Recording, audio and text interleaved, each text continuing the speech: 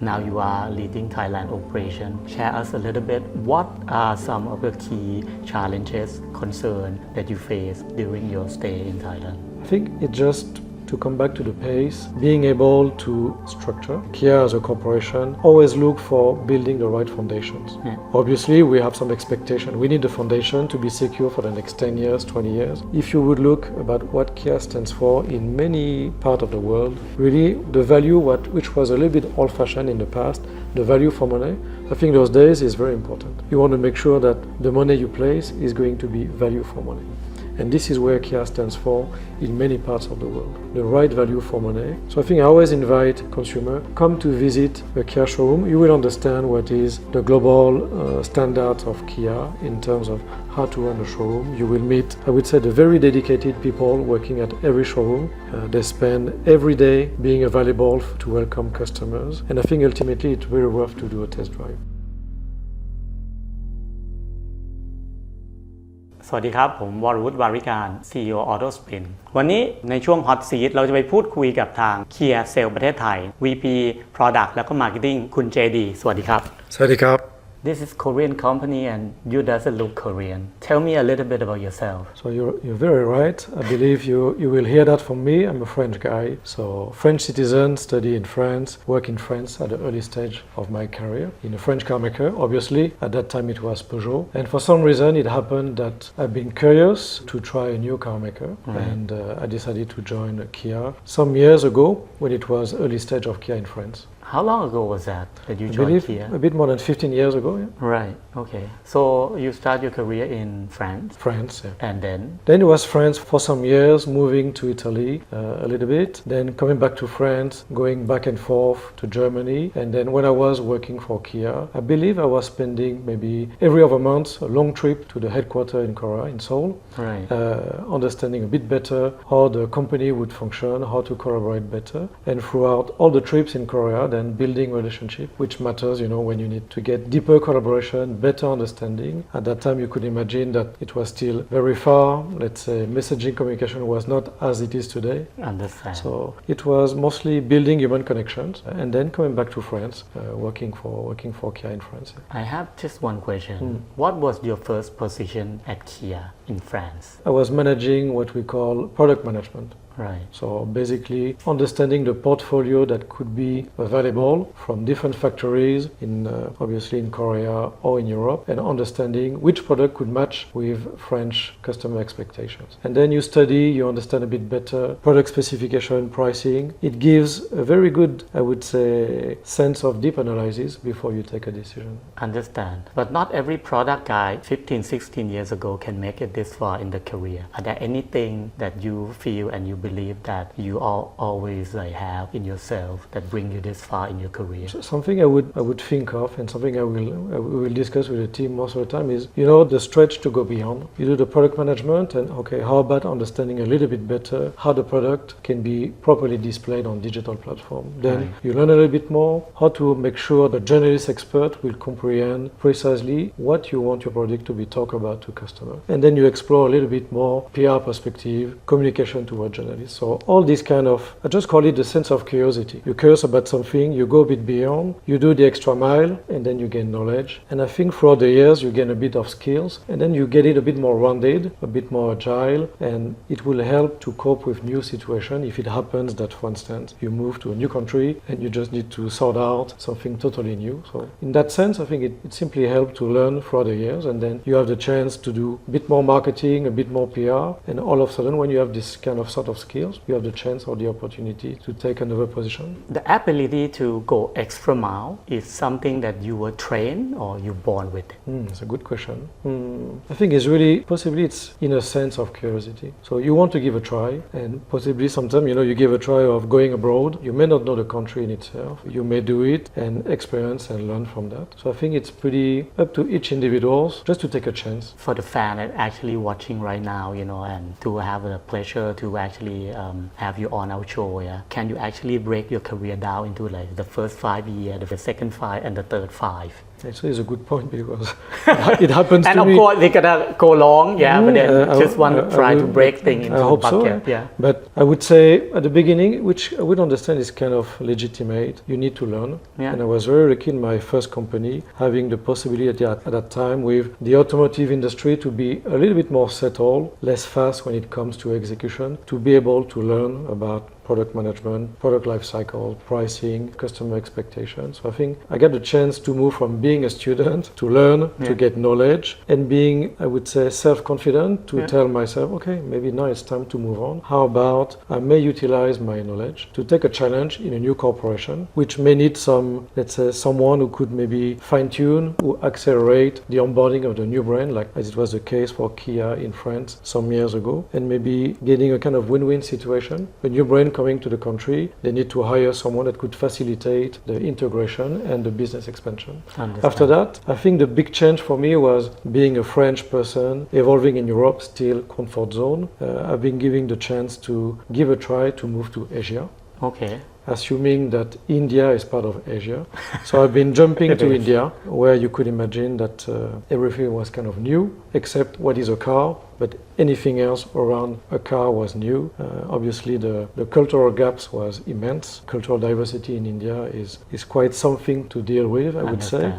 Every day, I mean, the daily life as well, it's something that you need to cope with. How is it like to work in India? Tell me about it. I tend to say intense. Intense. Every aspect of life, intense about traveling to go to office, hopefully to get back home, potentially simply as well having this understanding about how to collaborate with people, having, which is very logical, their behavior, their values, and you need to again do the extra mile to understand that with different values that I was having being a French person, I needed to cope with how we can collaborate, communicate, and just find a meeting point so the relationship at work can be as well sustainable and positive. Would you call the experience in Europe and India beneficial when moving to Thailand? I would say because of India, I've been experiencing many extreme situations. To be very honest with you. So I would tend to say that Thailand is a good balance because it is structured as a car market. Still emerging, but more structure. The big change compared with Europe is like it requires to be super fast. And I think it may be true now in Europe as well, but I've been away from Europe for some time. But I think now in Thailand, the challenge is like how you can at the same time combining discipline in terms of brand building, being consistent, continuous in terms of implementation, and at the same time being super agile to take any business opportunity that needs to be taken today, not tomorrow, because the business pace is very fast now. Understand your background. Now you are leading Thailand operation. Share us a little bit. What are some of the key challenges, concerns that you face during your stay in Thailand? I think it just to come back to the pace, being able to structure in a right way. What I mean by this is like long-term way. Kia as a corporation always look for building the right foundations. Obviously, we have some expectation. We need the foundation to be secure for the next 10 years, 20 years. At the same time, we need to look for fast efficiency about retail business. And I think that's the balance that is a challenge on an everyday situation. Plus on top, what's happening to the automotive industry. Not necessarily only in Thailand, it's happening everywhere, but in Thailand you have multiple complexity about what the country needs to deal with in terms of economical situation. We have as well new brand entering the country super fast that we need to understand. And also consumer, I would say Thai consumer, they are right, they are demanding, they need to understand quickly what a brand stands for. So this is what you need to balance on daily life and weekly expectation, nourishing what is the brand statements you want customer to understand and committing to what they expect from you.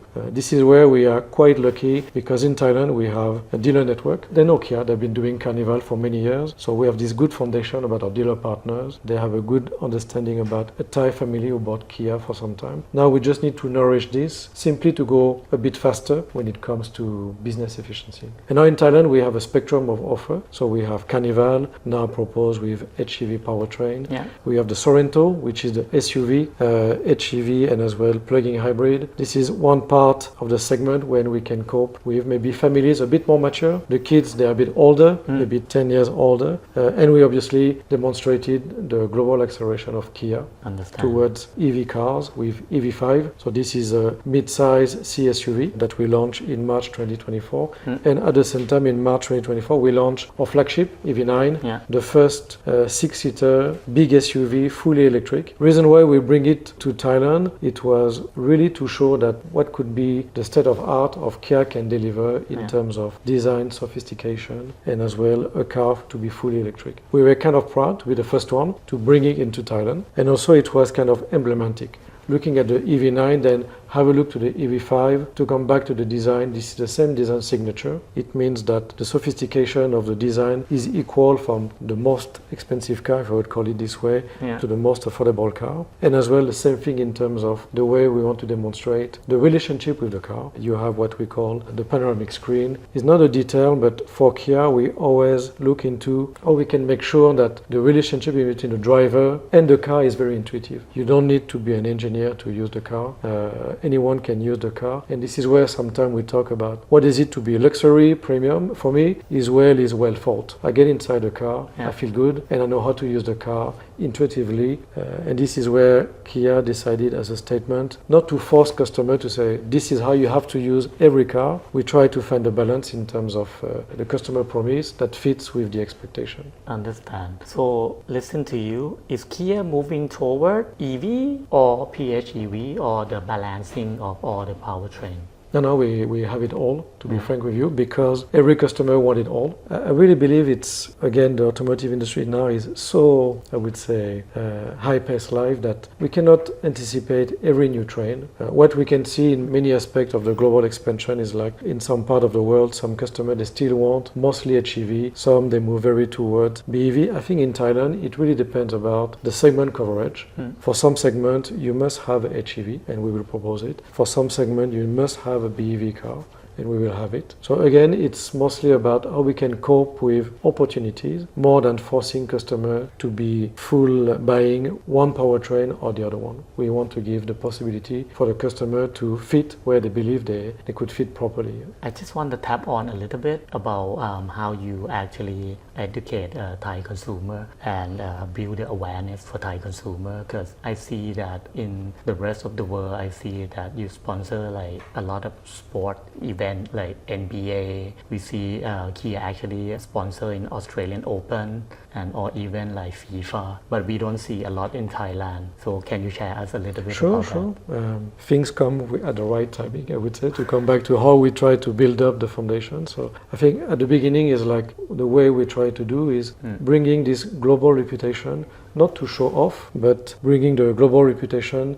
to be able to create a dialogue. So to come back to your point, it's quite logical that we build awareness. So Kia now exists as a fully integrated corporation in Thailand since January 2024. This is what we stand for. So for instance, we have a brand manifesto which is called Movement and Inspires. It's not only, to be frank, a tagline that we place everywhere.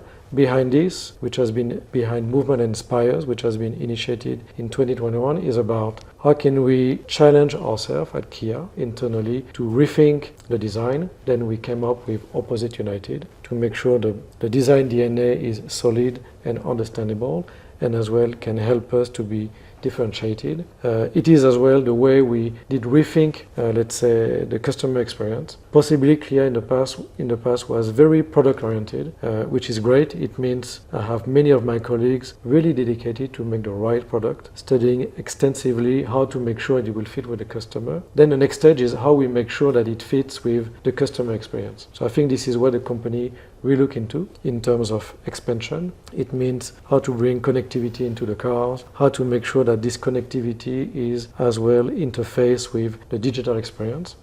So those things, maybe it was not there yet in Thailand. We can demonstrate with the new car, but it is needed as well to do a bit of storytelling behind this, because behind Opposite United, you can simply imagine it's a lot of very nice people thinking about how to reinvent the design signature. Behind the stories about the car as well, you have a lot of experts talking about how to bring recycled plastic into the cars and so on.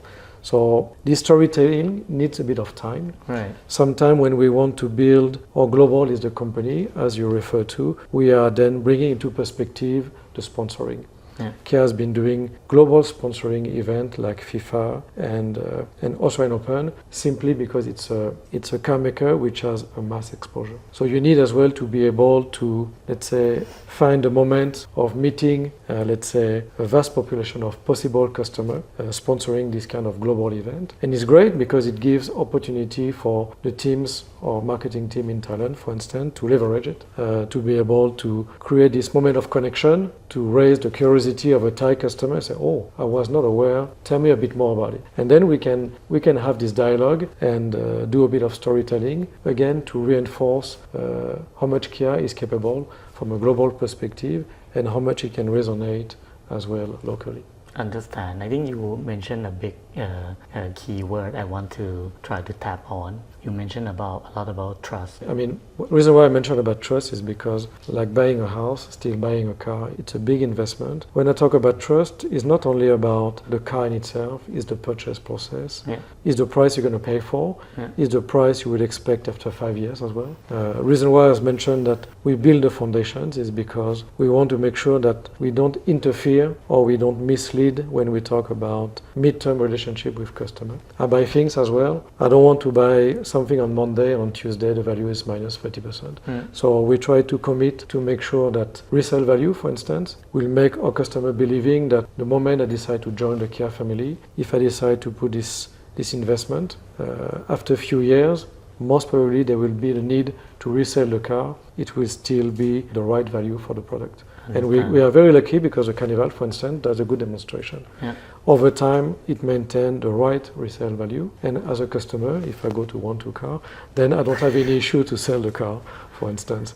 Then for the trust, it is as well the capabilities of our dealers to cope with customer expectation in terms of service. So already we expanded. We expanded since we started the company with a new opening in the upcountry part, but as well nearby Bangkok. So we already have a bit more than 20 dealers. We're still looking for the right balance. What I mean by this is not I don't want to answer to you, but we don't want to expand too much because we need our dealers to be profitable. They need a car park.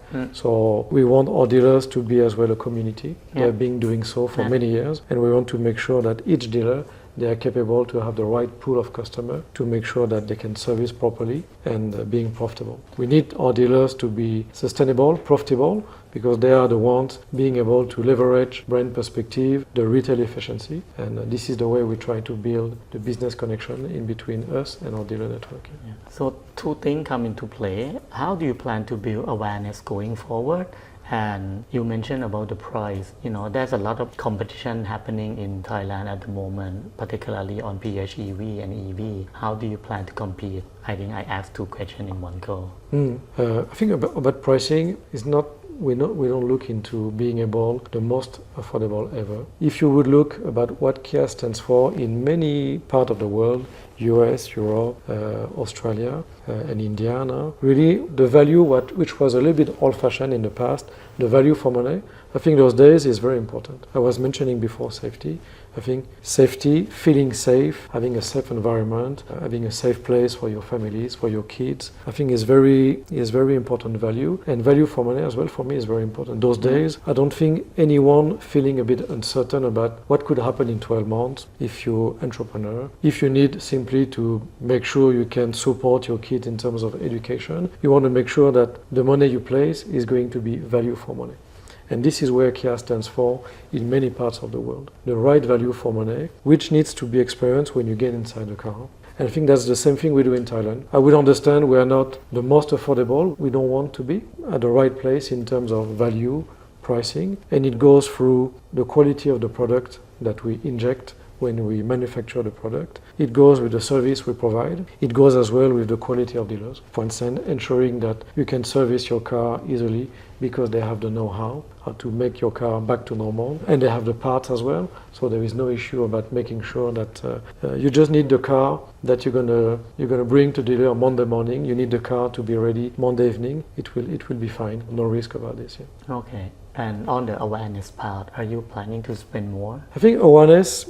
We have to. but we have to be as well, I would say, efficient. We talk about obviously build a brand. It doesn't need to be only investing a lot of money. It's about as well telling the stories, and at some extent finding the right moment to raise up the story, if I would be honest with you. Right now we have the new Carnival HEV. Obviously we invest the money because we mentioned Kia, new Carnival. Already the understanding about what is the story is about is easier to capture. And then from that new model launch, we can elaborate about the design. We can elaborate about the quality inside the car. So I think this is where we have this kind of peak of awareness, specifically when it comes closer to a sales event like Motor Expo. We need to make sure we speak simply a bit louder, so then we will collect the attention to make sure that the retail efficiency will be a bit flawless before it comes to the Motor Expo. Automotive industry, I mean, it's always related to, which is great, the product in itself. But you will see, let's say, for another industry like mobile phone, product is at the cornerstone of the strategy.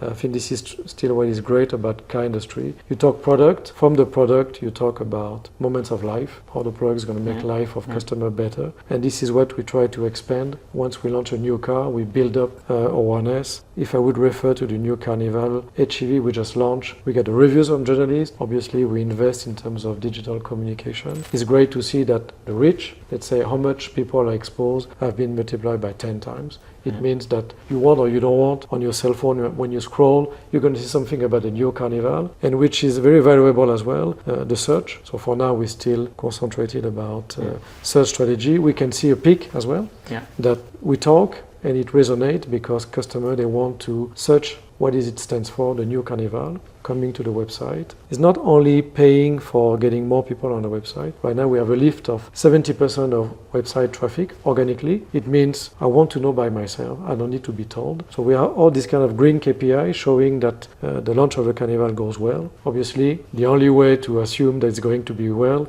is to get bookings. Very soon. With the current economic situation, book to delivery are going to be tricky. How do you plan to cope with that? You mean the lead time, yeah? Yeah, not lead time, approval rate. For the financing, what we understand about people accessing to Carnival is like, lucky we are, they are capable to have a certain purchase power. So we can see that financing approval is not a big issue. No. I would say even not an issue for Carnival. That's the reason why we support the previous generation of Kia owners to stay with us, to move to the new Carnival HEV. And for the new prospect coming to us, in general, we see that the way they submit the financing approval seems to be okay. So we don't foresee any blocking point on this one. For those who are actually fans actually watching the show right now, are there anything that you like to actually share with them, on the campaign? I think for the new Carnival is what I was mentioning, is what I would tend to mention is like, come to try the car. I think at some extent, I still feel that a car needs a real life moment experience. I really enjoy when I visit the dealers to see not only the driver coming into the showroom, but as well the family. And the best test is when we have the kids acknowledging that I think that's the right car. Yeah.